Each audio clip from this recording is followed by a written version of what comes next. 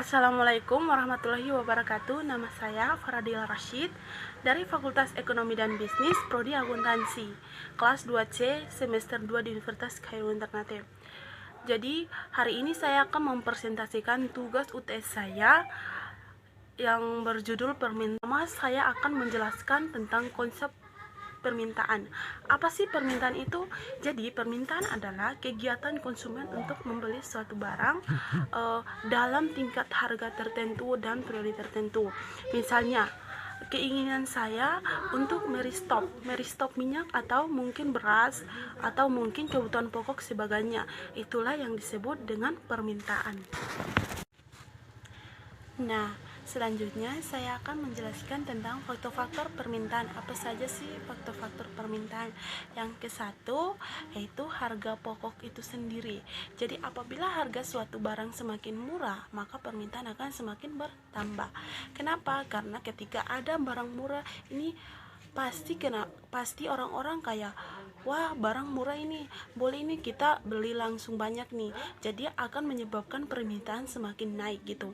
Yang kedua, harga barang lain yang terjadi. Jadi apabila substitusi barang tersebut turun, maka permintaan barang tersebut juga pasti akan berkurang.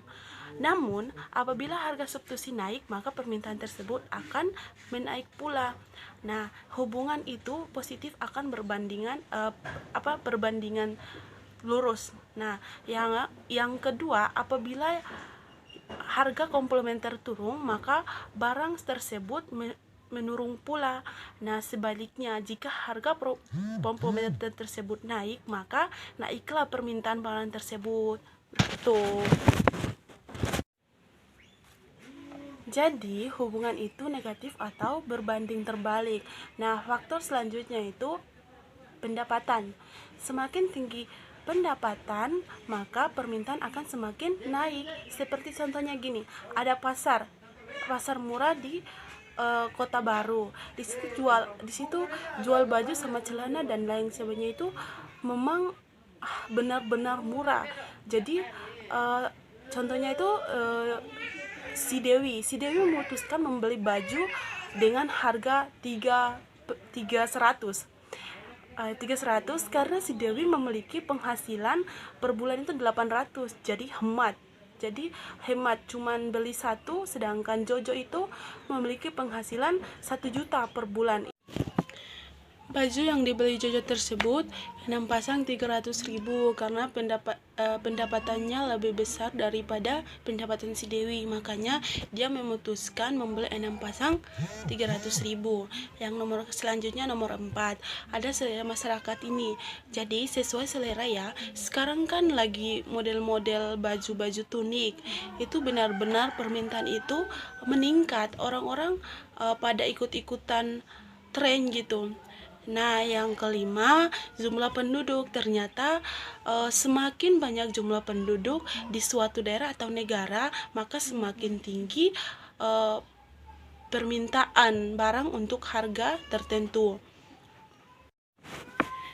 Yang keenam, prediksi konsumen pada masa yang akan datang. Nah, jadi kita tuh pasti pernah kan memperkirakan bahwa harga barang tersebut akan naik. Nah, makanya daripada nanti kita tunggu-tunggu harganya naik, kita membelinya sekarang gitu. Itulah tadi beberapa faktor terjadinya permintaan. Selanjutnya, di sini saya akan membahas tentang hukum permintaan. Hukum permintaan itu berbunyi jika permintaan meningkat dan harga produk tersebut rendah, maka jumlah produk atau yang diminta itu meningkat juga. Nah, jika permintaan itu turun dan harga produknya semakin mahal, maka permintaan juga akan menurun. Itulah bunyi dari hukum permintaan. Selanjutnya ada kurva permintaan. Nah, biasanya kurva permintaan ini cenderung turunnya dari kiri ke kanan seperti yang ada di gambar sini. Nah, itu tuh disebabkan karena sifat hubungan harga dan jumlah yang dimiliki mempunyai sifat hubungan yang terbalik. Ya, jadi berisi kurvanya itu berbentuk turun kiri ke kanan. Selanjutnya ada faktor penyebab kurva bergeser. Yang ke-1, jika harga barang itu sendiri menjadi makin tinggi atau makin menurun, otomatis kurva itu akan bergeser. Yang kedua, faktor bukan harga biasanya.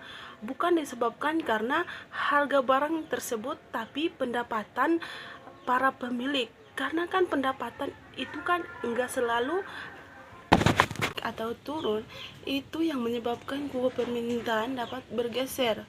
Yang kedua,